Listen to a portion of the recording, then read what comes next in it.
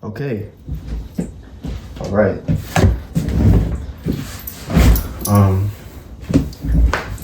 We're back, bitch.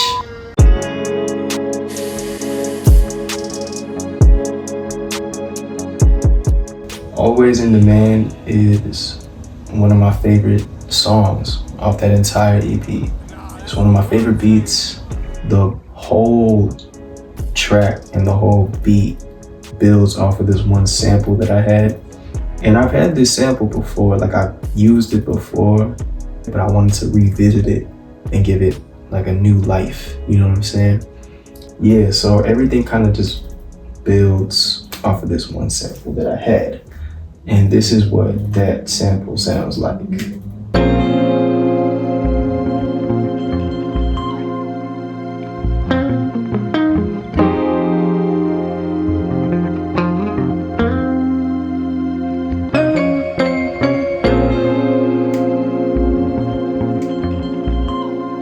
Yeah, the sample sounds beautiful and everything. I personally I didn't want to just let the sample play. I took the stems and I got the main part, chopped it up a little bit, got some of the little guitars and kind of placed them on top where I wanted them to be, where I sounded like they could, you know what I'm saying, like feel good.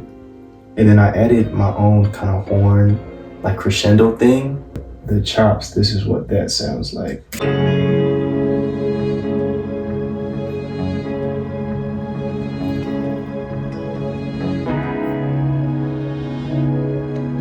So it's very just like, it's kind of like it's breathing.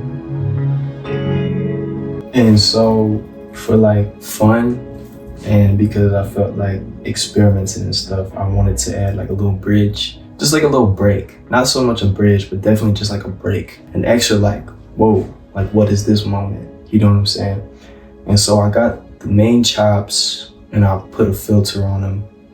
And then the horns that I used for the little crescendo layer, I took those and made a melody out of them. And this is what they sound like.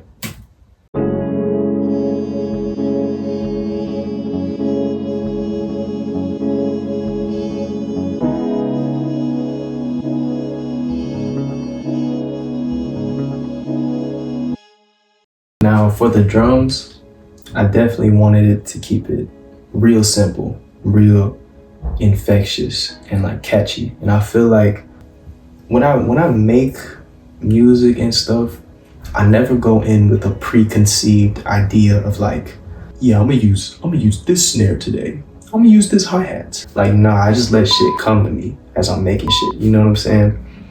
But for this beat, I knew I wanted the snare specifically to sound just like nasty. You know what I'm saying? This is what the snare sounds like.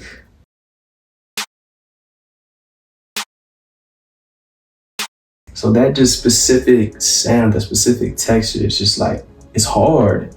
But it's also at the same time like, oh, you wouldn't expect that on this beautiful ass sample. And it really goes to show you like, this is some real shit right now. If you're a producer and you're trying to make a bunch of trappy sounds and shit, a lot of trappy sounds are crappy sounds. And it's how you build with them. You know what I'm saying? But not all crappy sounds are trappy. You know what I'm saying? If you're a producer, you're a beat maker, you're trying to make beats and shit, and you're just using a bunch of crappy sounds and you don't really know how to build with them. You're just making all these crappy beats with crappy sounds. I don't think this is for you.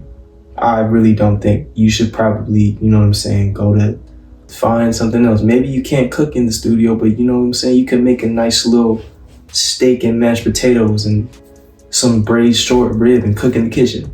Maybe you could go in the chem lab and cook up a nice little vaccine for motherfuckers. I don't know. But if you can't, you know what I'm saying, really use crappy sounds, you're just making crappy beats, bro. Music ain't for you. I don't think it is. I'm sorry. It's not for everybody, bro. It's not. That's all I'm gonna say on that. Okay, yeah, so after I did the snare, I think I laid that down first. I went in and added all the other drums. You know what I'm saying? So this is what all the drums together sound like.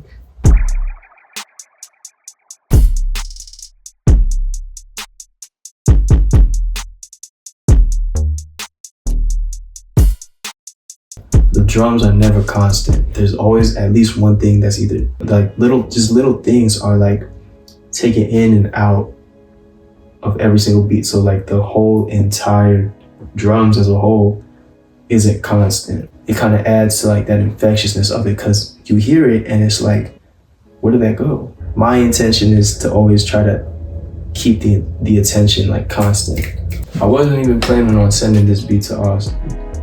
I definitely was looking for shit to send to him. And I just remember during that period of time, I was like in a block. I couldn't make anything that I was really happy with. That block must have went on for like 2 weeks, 3 weeks. And I just remember the day that I went back in, and I must have made the beat within like 10 to 15 minutes. When I made that beat, and I made it so quick, and I felt like it seemed like every single choice I was making worked out. You know what I'm saying? When that happened and I finished the beat, I like took a step back. Like all that doubt that I had in myself kind of just dissolved. And I just like was just thinking like I'm good at this actually still. Like I'm really like I'm out here.